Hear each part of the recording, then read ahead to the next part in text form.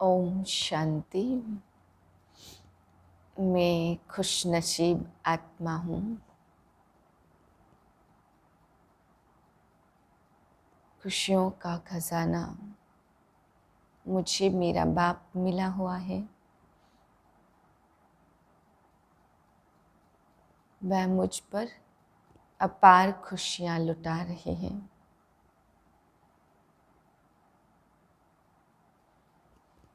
मैं आत्मा खुशी के खजाने से संपन्न बन रही हूँ,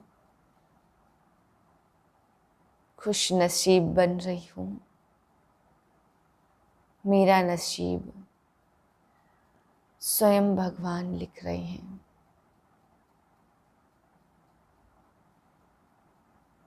इस समय पर मेरा श्रेष्ठ नसीब लिखा जा रहा है।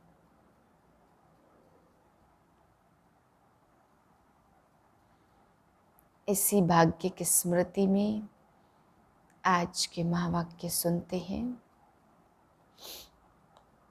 5/4/2022 के महावाक्य हैं।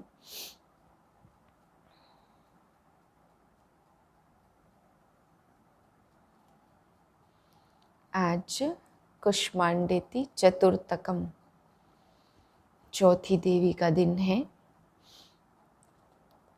आज बाबा हम बच्चों को समझाते, बच्चे तुम्हें कभी किसी से भी कोई चीज़ मांगनी नहीं है।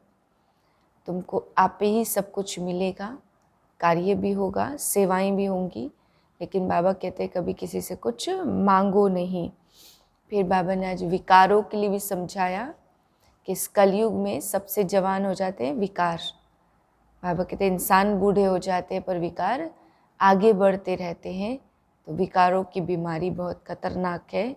यह बाबा ने कहा इस कलयुग में जवान रहते।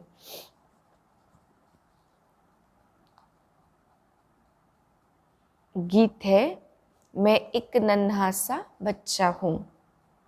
ओम शांति। बच्चे बाप को याद करते समझते हम इस समय माया अथवा रावण बलवान की जंजीरों में फंसे हैं। बाप कहते इससे तुमको छुड़ाने वाला समर्थ है। तुम बच्चे जानते हो हम आत्माएं बलहीन हैं, रावण ने बलहीन बनाया। यह ज्ञान कोई मनुष्यों में है नहीं। अब बाप बैठ बच्चों को समझाते तुम कितने सर्वशक्तिमान विश्व के मालिक बनते हो, अब कितना कंगाल और निर्बल हो गए हो।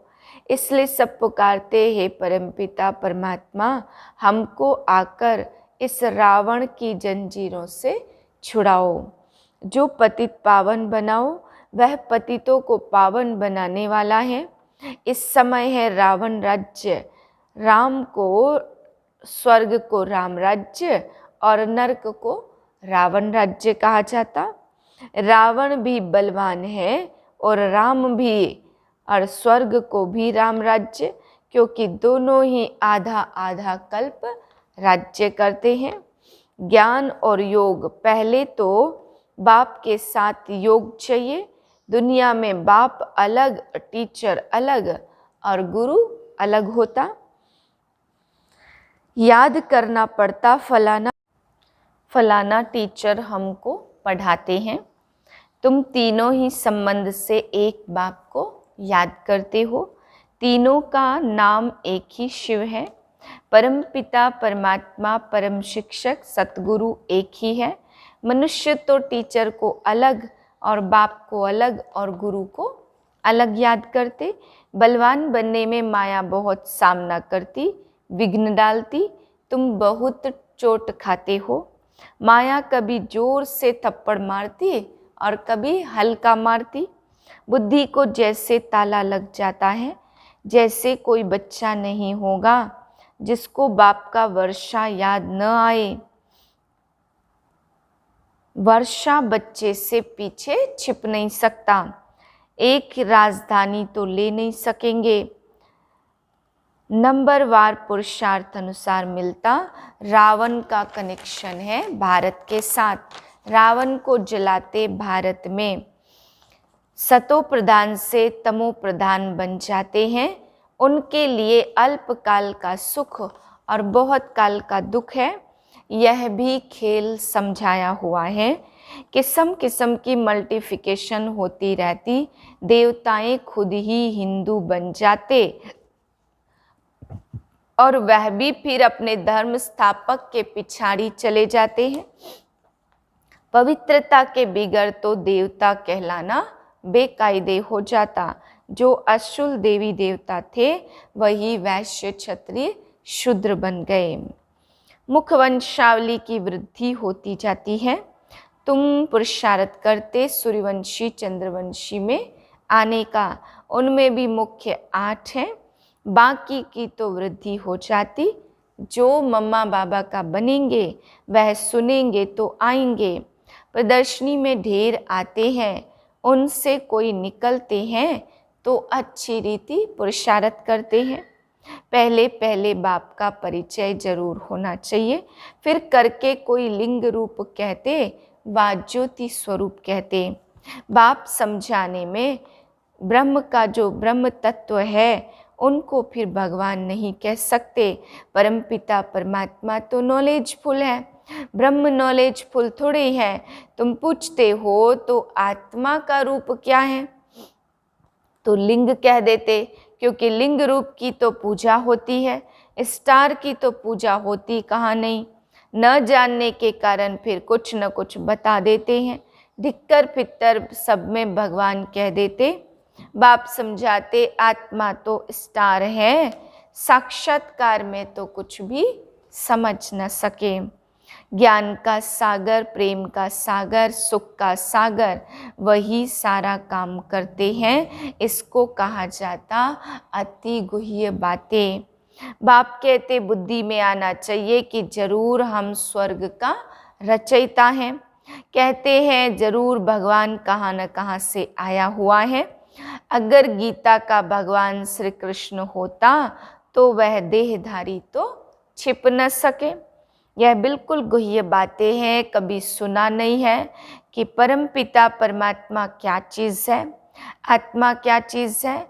सिर्फ कह देते ब्रुकुटी के बीच चमकता अजब सितारा, फिर उनको परम पिता कह देते।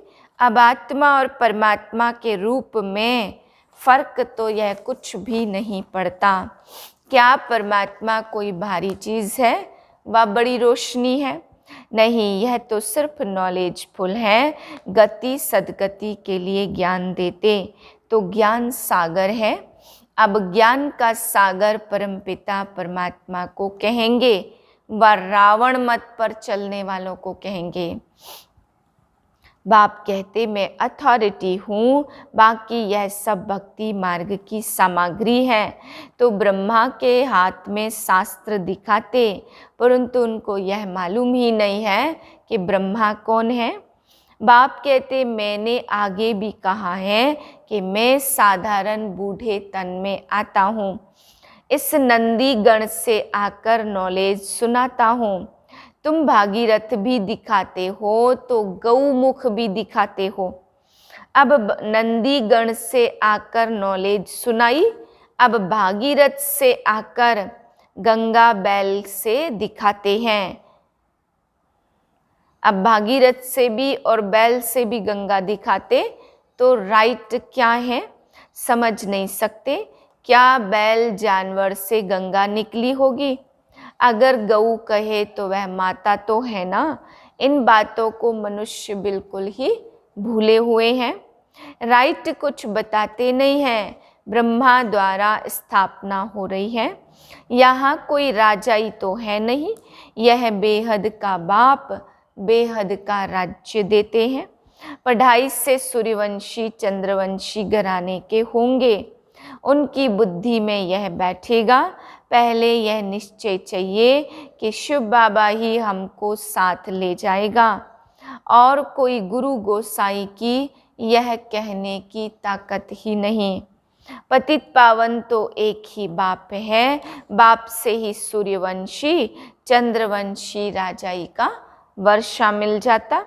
उस पर कृष्ण का नाम डाल दिया।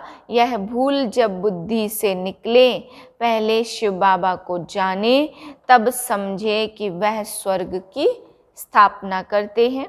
जानते नहीं तो लड़ते झगड़ते हैं। बाप कहेंगे तुम स्वर्ग के ऊंच पद पाने के लायक नहीं हो। भल कोई बूढ़े कोई क्रोध में बहुत है, क्रोध बूढ़ा नहीं होता। आजकल बूढ़े भी विकार में जाते। बाबा कहते काम महाशत्रु है।